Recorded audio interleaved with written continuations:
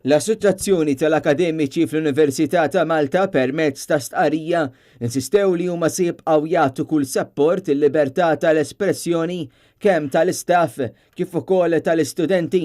Din istqarrija ħarġet wara li t-tnejn kien hemm deċiżjoni kontroversjali mill-amministrazzjoni tal-Università fejn permezz ta' stqarrija iddefendiet lill uffiċjali tas-sigurtà li waqfu l-istudenti milli jilbsu maskli tal-Ministru tat-Trasport Ian Borg u tal-President tal-MTA.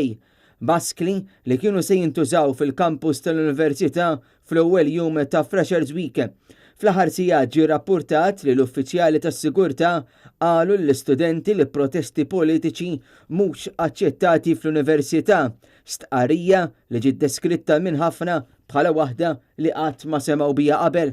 L-istudenti preżenti insistew li m'għamlu xejn ħażin għajr li wrew it-tħassib tagħhom fuq il-qerda ambjentali f'pajjiżna.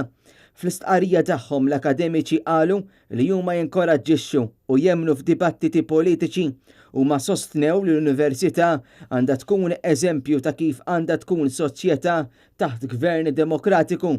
Il-letturi komplew billi qalu li huma jemmnu li hija responsabilità tagħhom li jedukaw u jagħtu t-taħriġ lil mexxejja ta' għada u huwa li għalhekk li l-edukazzjoni fl-università għandha tinvolvi sens ċiviku u li l-istudenti jkunu konsji ferm aktar tal-qagħda politika ta' madwarhom. Fost dawk li esprimew ir-rabbja tagħhom għal dak li seħħ fl-Università kien hemm il-Moviment Żgħażagħ tal-Partit Nazzjonalista l-MZPN u kif ukoll il-Kunsill Studenti Universitarji l-KSU. Dwar dan tkellem ukoll il-kap tal-Partit Nazzjonalista Adrian D'Elia fejn iddeskriva s-sitwazzjoni bħala waħda inaċċettabbli u mhux demokratika.